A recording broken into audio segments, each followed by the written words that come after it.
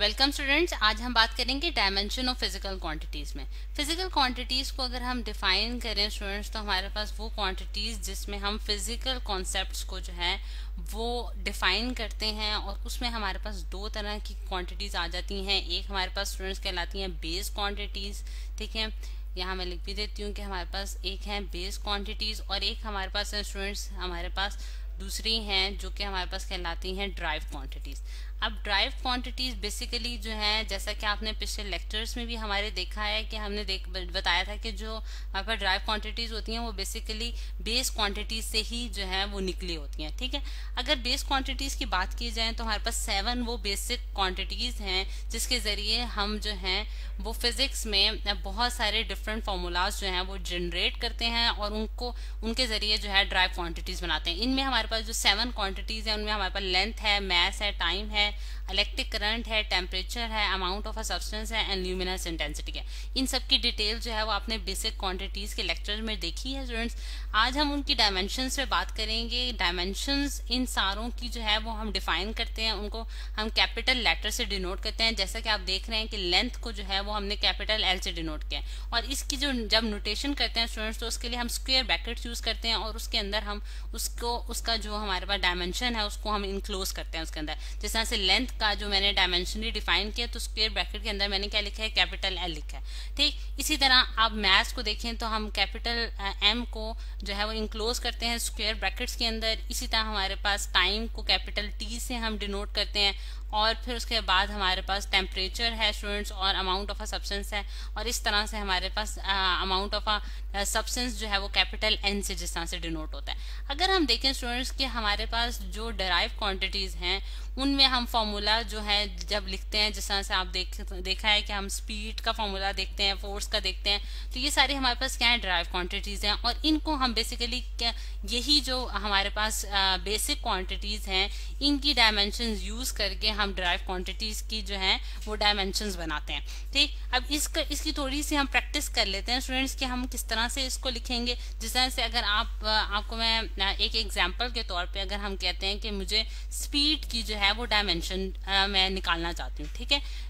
ये हम as an example जो है इसको हम देख लेते हैं कि स्पीड की डायमेंशन जो है वो हमारे पास क्या होगी। अब अगर हम स्पीड को डिफाइन करें स्टूडेंट्स तो स्पीड जो है वो हमारे पास क्या है, रेट ऑफ चेंज ऑफ क्या है, हमारे पास rate of change of displacement है, या फिर आप rate of change of distance भी कह सकते हैं, ठीक है। यानी कि अगर हम देखें कि टाइम के साथ जो चीज चेंज होती है, यानी कि डिस्टेंस जो चेंज होता है, रेट ऑफ चेंज, यहाँ मैं लिख भी देती हूँ, rate of change of distance, ठीक है। यानी कि डिस्टेंस का जो चेंज है वो हमारे पास क्या कहलाता है स्टूडेंट्स, हमारे पास स्पीड कहलाता है। अब स्पीड को अगर मैं अगर उसका सिंपल फॉर्मूला लिखूं तो हम स्पीड को v से डिनोट करते हैं, और d डिवाइडेड बाय t जो है डिस्टेंस और डिवाइडेड बाय टाइम होगा। लेकिन अब जब मैं इसको डायमेंशनली लिखूंगी स्टूडेंट्स तो मैं किस तरह से लिखूंगी, यानी कि मैं जो स्मॉल v जो हम डिनोट करते हैं वेलोसिटी के लिए उसको इंक्लोज करूंगी स्क्वायर ब्रैकेट्स के अंदर, और फिर उसके बाद डिस्टेंस को जो है वो मैं कैपिटल एल से डिनोट करूंगी, क्योंकि आप जानते हैं कि हमारे पास डिस्टेंस जो है वो लेंथ में मेजर की जाती है। यदि लेंथ है हमारे पास उसके लिए क्वांटिटी, और उसके लिए जो हम डायमेंशन यूज कर रहे हैं वो कैपिटल एल है, ठीक है। और टाइम के लिए जो आप डायमेंशन यूज कर रहे हैं वो क्या है, कैपिटल टी है, ठीक है। और कैपिटल टी को भी मैंने स्क्वायर ब्रैकेट्स के अंदर लिख दिया।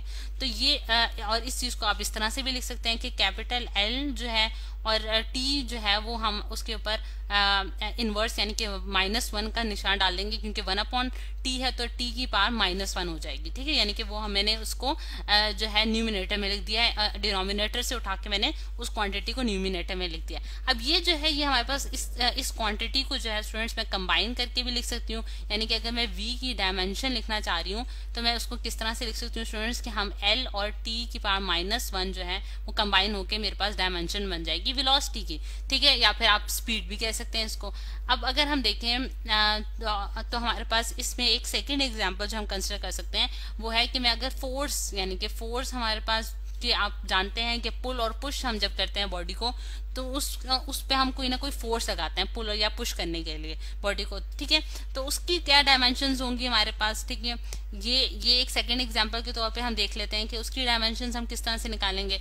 तो फोर्स का जो फॉर्मूला है students, according to Newton second law जो हमने पढ़ रखा है, वो हमारे पास क्या है, F is equals to M A, ठीक है। F is equals to M A है, ठीक है। अब इस F is equals to M A की जब मैंने डायमेंशनली मैंने इस चीज को निकालना है तो स्टूडेंट्स मैं क्या करूंगी कि ये मेरे पास बेसिकली क्या है, ड्राइव क्वांटिटी है, लेकिन उसको भी मैं स्क्वायर ब्रैकेट्स के अंदर लिखूंगी।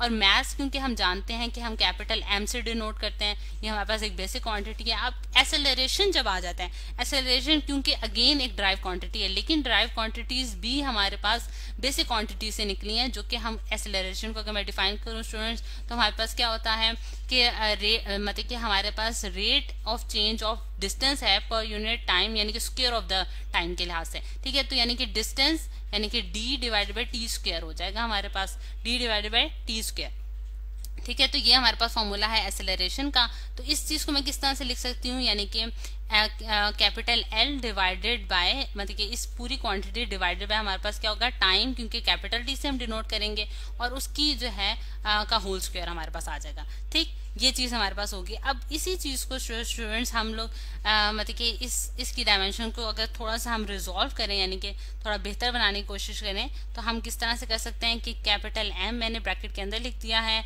और उसके बाद मैंने L है और मेरे पास T जो है उसकी पावर मैंने -2 कर दिया, क्योंकि मैं उसको अगेन जो है वो डिनोमिनेटर से न्यूमिनेटर में ले आई हूँ, ठीक। और फिर इस चीज को जो है, इस चीज को हम किस तरह से लिख सकते हैं, यानी कि F जो है, F इज इक्वल्स टू, अब इसको पूरे को कंबाइन करके लिख लेंगे M into L into T की पावर -2, ठीक है। तो ये स्टूडेंट्स हमारे पास क्या, किसकी डायमेंशन बन जाएगी, फोर्स की डायमेंशन बन गई। और यहाँ अगर आप देखें तो इसको हम थोड़ा सा करेक्ट कर लेते हैं स्टूडेंट्स, कि यहाँ मैं T जो स्क्वायर मैंने किया है इसको मैं जो है वो इनसाइड ही ले जाती हूँ, यानी कि यहाँ मैं इस चीज को जो है, यहाँ मैं इस चीज को यहाँ -2 लिख देती हूँ।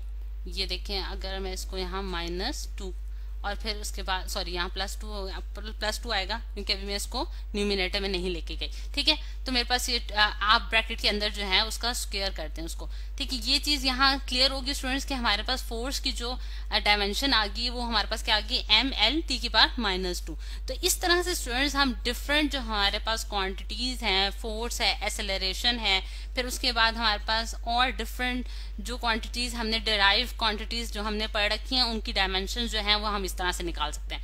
अच्छा, अब ये जो हमने मेथड पढ़ा है, यानी कि इसको हम डायमेंशनल एनालिसिस कहते हैं स्टूडेंट्स, के ये जो हमने मेथड पढ़ा है इसको हम क्या कहते हैं, यहाँ मैं लिख भी देती हूँ कि इसका जो नाम दिया गया है फिजिक्स में वो है डायमेंशनल एनालिसिस, ठीक है। यानी कि डायमेंशंस को एनालाइज करना, यानी कि उनके ऊपर गौर व फिक्र करना, ठीक है। तो डायमेंशन एनालिसिस जो हमने किया है डिफरेंट क्वांटिटीज का, ये मेथड हमारे पास डायमेंशन एनालिसिस कहलाता है। इस मेथड को यूज करके स्टूडेंट्स हम क्या फायदे हासिल कर सकते हैं, उसमें देखते हैं। हमारे पास जो सबसे पहला फायदा है वो हम ये कर सकते हैं कि हम जो होमोजेनिटी होती है फिजिकल इक्वेशंस की, वो उसको चेक कर सकते हैं, यानी कि हम चेकिंग कर सकते हैं क्या किसकी की इक्वेशन हमारे पास डायमेंशनली करेक्ट है कि नहीं करेक्ट, ठीक है। यानी कि अगर आप देखें कि हमारे पास अगर हम कोई फिजिकल इक्वेशन बनाते हैं तो उसकी जो है उसकी डायमेंशंस जो हैं वो करेक्ट होनी चाहिए। तो ये चीज जो है वो हम इस डायमेंशन एनालिसिस के मेथड से जो है वो हम चेक कर सकते हैं, ठीक है। फिजिकल इक्वेशन ये मैंने यहाँ लिख दिया है, ठीक है। और फिर उसके बाद जो सेकंड इससे हम फायदा हासिल कर सकते हैं स्टूडेंट्स, वो हमारे पास ये है कि हम इसके जरिए जो है एक पॉसिबल फॉर्मूला जो है वो डराइव कर सकते हैं। यानी कि अगर हम कोई फिजिकल ऑब्जर्वेशन करते हैं, यानी कि हम कोई सिस्टम को ऑब्जर्व कर सकते हैं, तो उसके जरिए अगर हमने कोई फॉर्मूला जनरेट करना है तो वो भी उसमें भी हमें ये डायमेंशनल एनालिसिस जो है ये हमारे लिए बहुत हेल्पफुल हो सकता है। अब ये दोनों जो चीजें हैं स्टूडेंट, इनको डिटेल में हम जो है नेक्स्ट लेक्चर में डिस्कस करेंगे कि किस तरह से हम होमोजेनिटी चेक करेंगे फिजिकल इक्वेशंस की, और फिर उसकी फिर हम और अगर हम किसी ऐसी मतलब कि हमारे पास कोई प्रोसेस है तो उसकी हम जो है फॉर्मूला किस तरह से उसका हम ड्राइव कर सकते हैं, ठीक है।